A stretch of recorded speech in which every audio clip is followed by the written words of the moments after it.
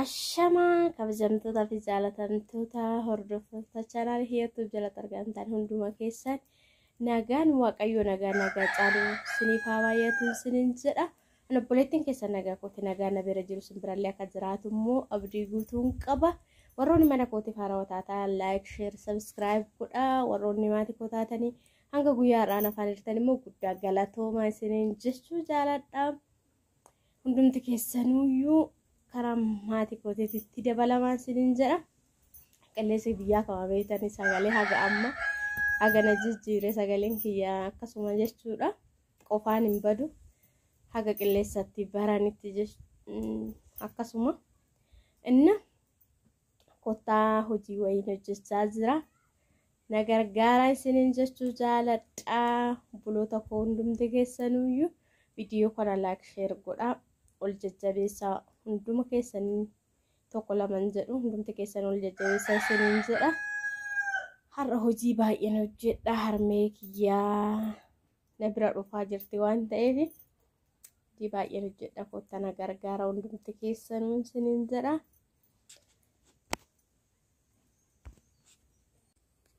Innaa hojiin kee maalii jechuun keessanii dhoolu biddeenan tolchaa jira. Kottaa hundumti keessan na gargaaran sinin jedha.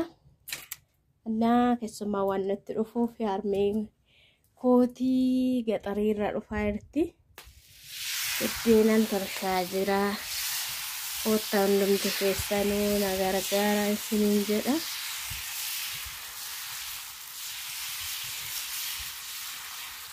Garuu gimmaasha malee isinitti mul'atan jiru. Gimmaasha isinitti mul'ata. Maaliif waan ani ofiif hin jechuudha. Innaa hojii baay'een hojjechaa jira. Hundumti keessanuu na gargaara. Innaa biddeena kana tolchaa jira jechuudha. Biddeena mooyyuutu garagaratti wanta baasuufi gundoo irratti wanta baasuufi bakka tokkotti yeroo baasanii dho'a akkuma beektani baay'ee oo'a intin jedha hin shaaggata jechuudha. Akkanatti baasee tanaanan ergasii walirra godha jechuudha. Masoobii beektu namni masoobii wallaaltaniin jirtu hin jirtanatti fakkaatu. Innaas keessan godha jechuudha ergasii gundoo irratti baasee jechuudha. Innaa masoobii keessan godha ergasii haga antin jedhuuf haga xiqqoo qorruuf asitti mooyyuutu waxiin hojjechaa jira.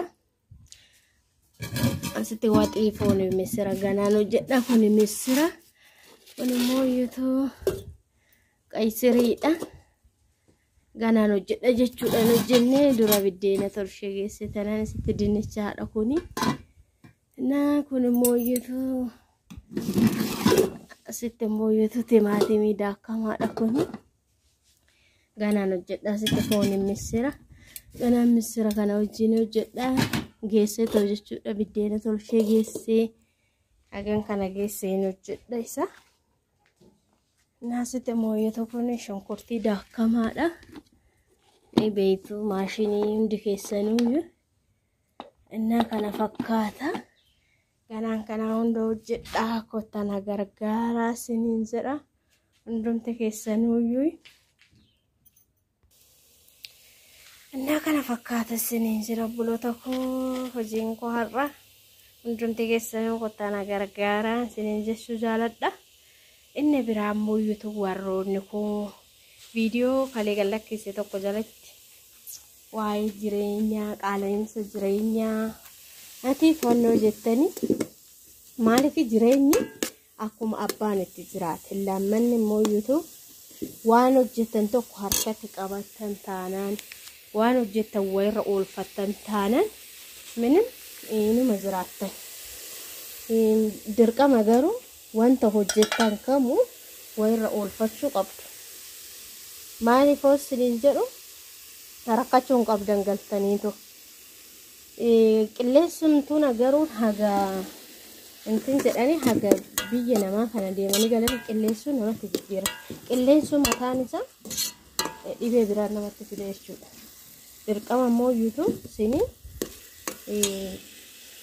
waa harkatti qabachuun fayyaa keessaniifis ta'e qilleensa sanirratti immoo yuutu ati yaadde taanaan ati waan tokko asabde taanaan yooma san bakka mungkin dhukkubsachuu dandeessa waa tokko ta'uu dandeessa.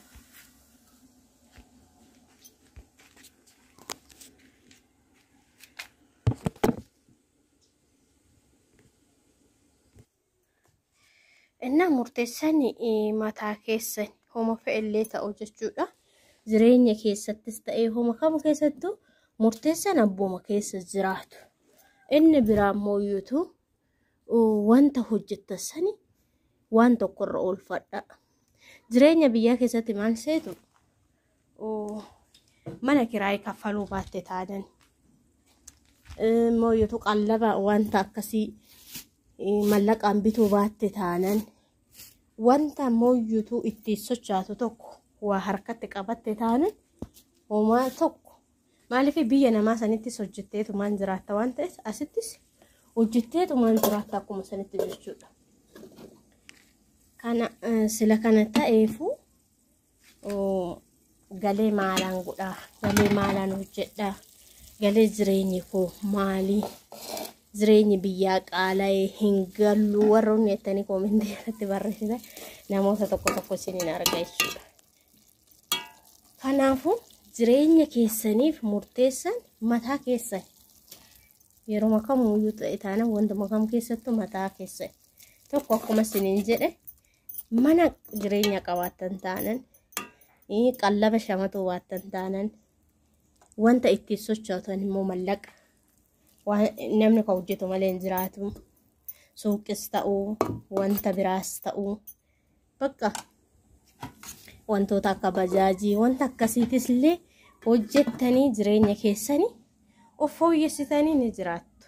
Anamma guyyaa asin oolu bakka suuqitan oola akkuma viidiyoo dhiyootan isinitti argisiise har'aayyuu maazariin dhufnaananii inni beekta abbaa manaa kooti keessa jira.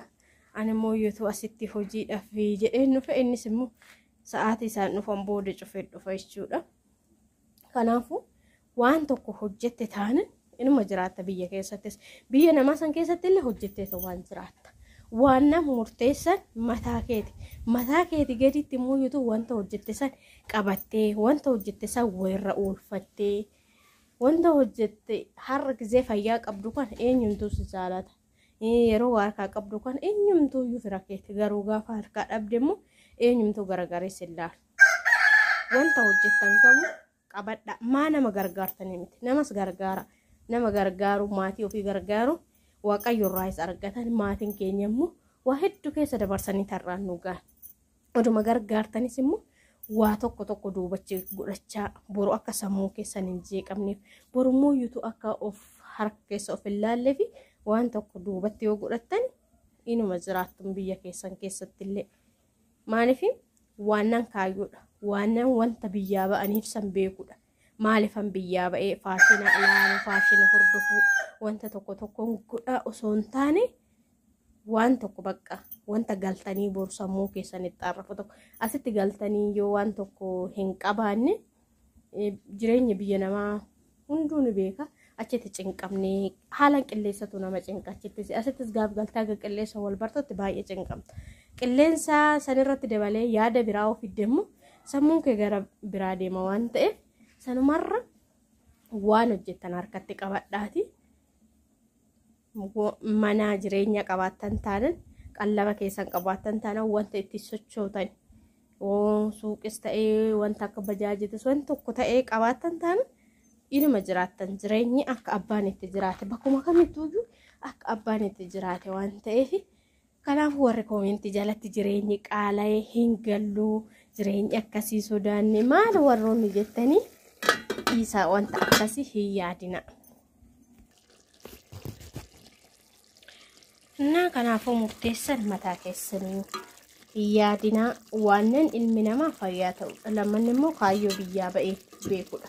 Inni biraa hafu yeroo ammaa kana keessatti lafuma kontiraata bitanii xaafii osoo facaasa xaafii kan ofii keeti qallabaa yookaan waan tokko rakkachuu haa hafu kuntaalli takkitti 8,900 kana gurguratanii lafa mooyyutu odoo bittanii kontiraata jechuudha kennitanii bakka marattuyyuu makiina qota amma hin beeku biyyoota kaawwan hin beeku malee makiinaan hin qota wantoota akkasii qallaba ofiitiif wannoo hin jedhan san booda mooyyutu wanti nama akkas nama cinqu tokko hin jiru waan garuu bakkuma jiraanis jiraatan wanta hojjetan sanitti karooran hojjechuu wanta hojjetan kamummoo itti yaadanii hojjechuu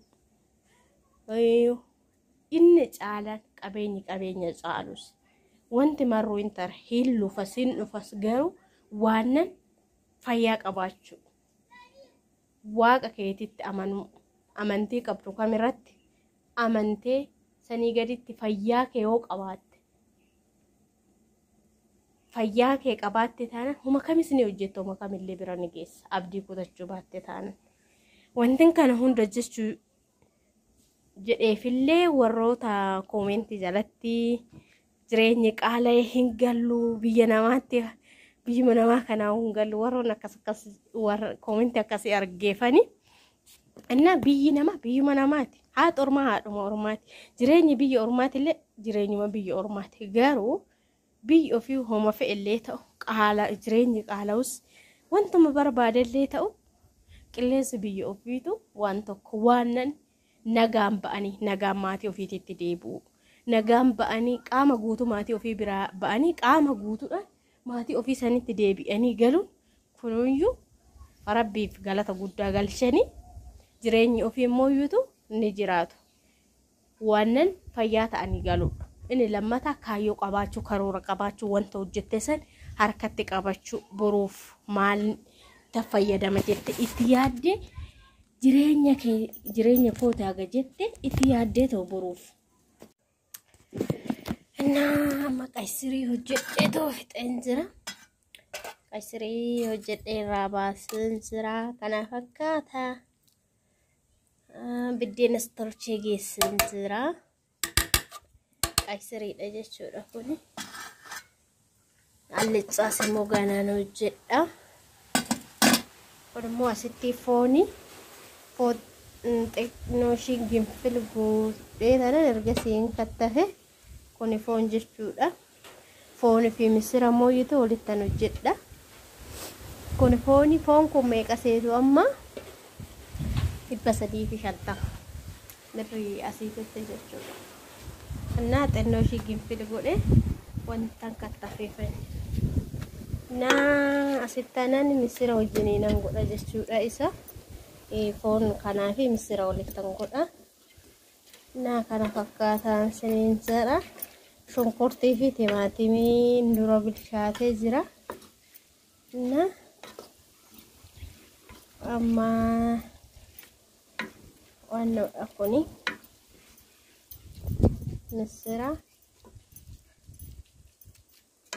misira roofanii itti naqe foon immoo ergasiin itti naqa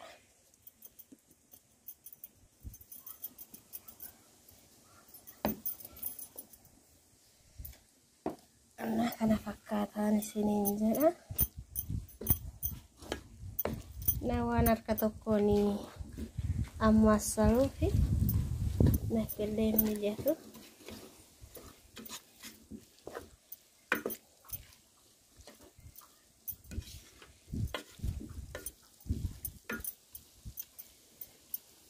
gana misirri kun yoo xiqqoo na kana fakkaata ittoon kiyyaa geessin jira amma botaan dumti keessan wafdirantanii Senjata geessin jira amma kun misira kun immoo shiroodha kun immoo qaysiriidha kun immoo lechaadha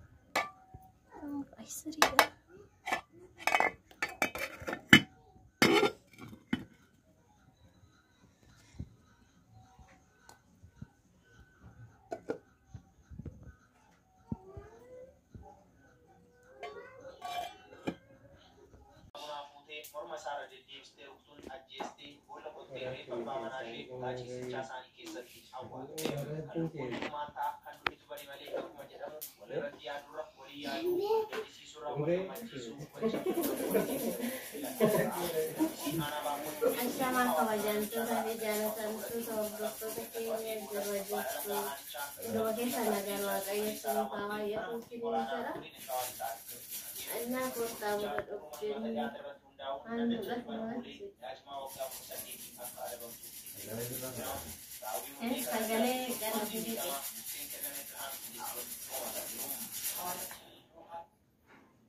Nah, buna dhugaa jirra koottaa hundi keessanii buna dhugdanii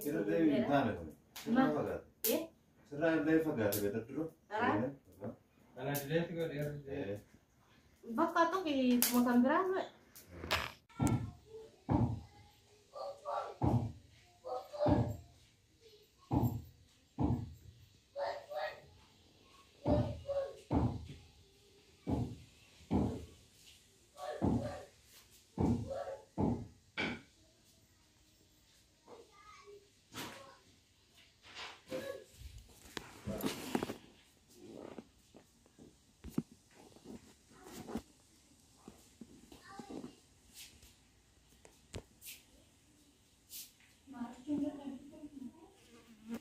mucaan lafa rafuu dideeti.